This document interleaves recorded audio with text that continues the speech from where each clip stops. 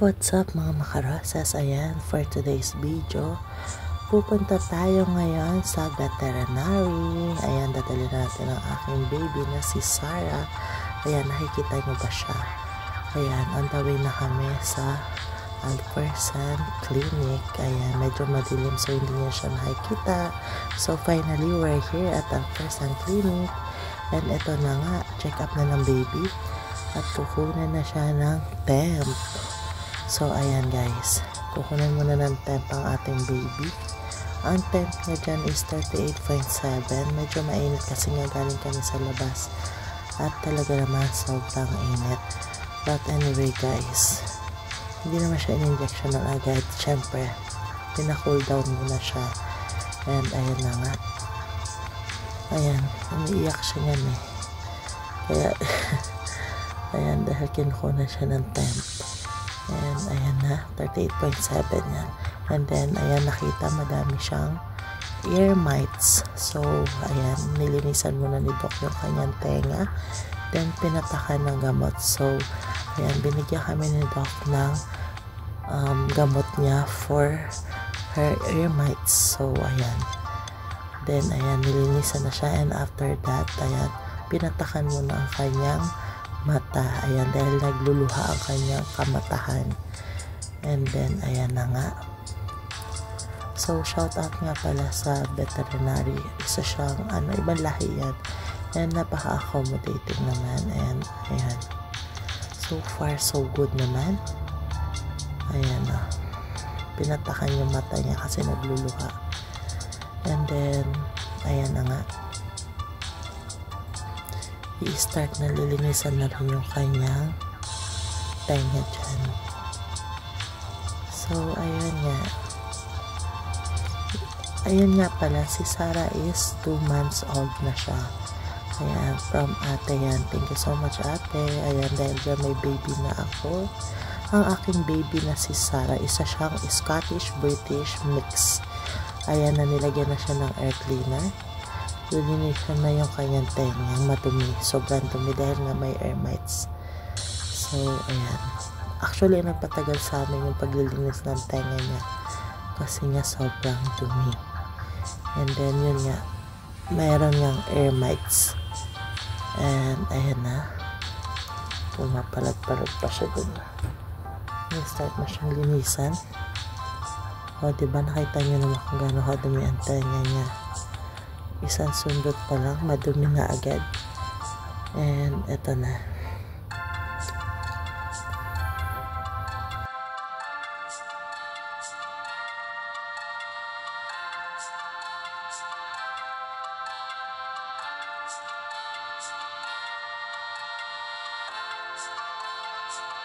Ayan. Ayan, oh, nililinisan siya. Iyak siya ng iyak dyan. Ayan, diba? Hindi siya makapalag eh. So, ayan na nga. So, ang dumi ng tenga niya. O, diba? Nakita niyo naman. Ang sarap din na may alagang pusa kasi, ayun, may kakulitan ka. Hindi ka na malulungkot mag-isa. O, diba? Ayan, pinatakan na siya. Gamot yan para sa kanya ear mites. Ayan. O, diba? So, ayan na nga. Kabila naman. So, ayan na, after nilinisan, ayan na, injection na siya for the vaccine niya yan. Ayan, injection na siya ni Doc. Yan yung kanyang first injection. Ayan, first vaccine ng aking baby love. Ayan o. O, diba? O, diba? Sakit daw. Sakit. So, ayan nga, after ng injection, papainumin naman siya ng deworming tablet. O, diba? Ang galing ng pangpainom. O, pack. O, walang sayang na gamot. Diretso lunok. O, diba? Ang galing. So, yun yung kanyang deworming. And then, next naman, lalagyan na siya ng microchip. Ayan, yung microchip, yan yung pang-determine pag sakaling uuwi na rin siya, ayan, o kaya nawala siya, mahanap siya dahil dyan sa kanyang microchip. Pag may nakapulot sa kanya, tapos in-scan siya, mai-scan kung sino yung kanyang owner. Ayan. Ayan yun, tinusok sa kanya. Tutusok sa kanya yung microchip. Ayan o. Oh, diba? Ang galing. Tapos, i-check ni Doc kung gumagana yung microchip. So, ayan. Oh, diba? Ang galing. So, ayun lang naman ang aming veterinary time. And ito na nga. Thank you so much. Ayan, galing na kay ate. Ayan yung kulitan moments namin. Enjoy! So, ayan, I would like to introduce Sarah, my baby Sarah. Ayan, dumating siya sa aking buhay no last May 13, eksakto. Mother's Day yun, midnight na Mother's Day. Bigay ni ate together with the cake. Ayan, Mother's Day yan dumating sa akin. Mother's Day ng Pinas, May 13. Pero sinilang siya last April. Hindi na nagkakamali, April 22. Ayan, kasagsagan ng bagyo dito sa UAE. So, ayan, sinilang ang aking baby girl. And ayan na nga. Sobrang saya na may kasama. Ayan, si baby Sarah. Ayan ang kanyang wet food. Ayan. So, ayun lang guys. See you. Love you all. Bye-bye. Ayan ang kanyang journey sa kanyang first veterinary encounter. O, diba? More vlog together guys. See you, see you. Bye-bye.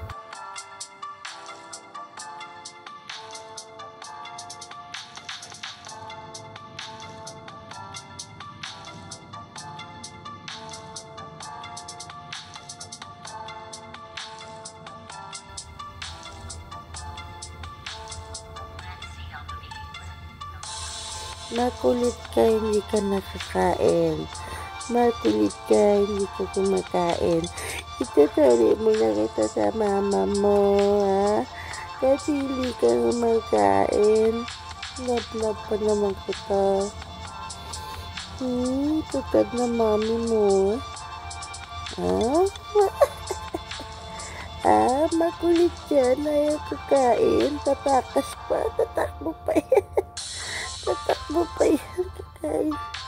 Kinakain mo ko.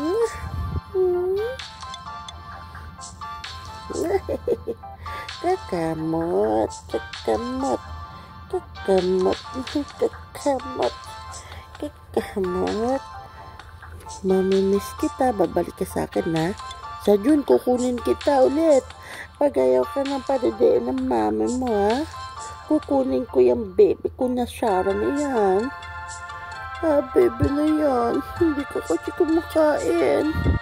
Paano yung magiging big girl? Hindi nakain yung baby ko niya. Paano yung magiging big girl?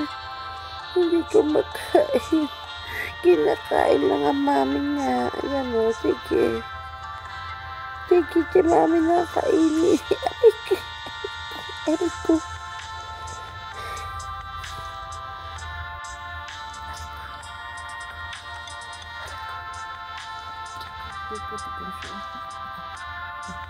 Tignan mo ka mo.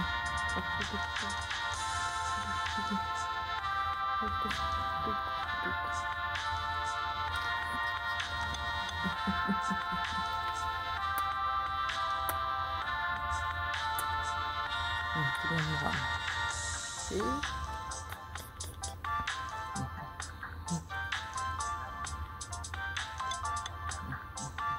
Aduh. Sakit na mami mo.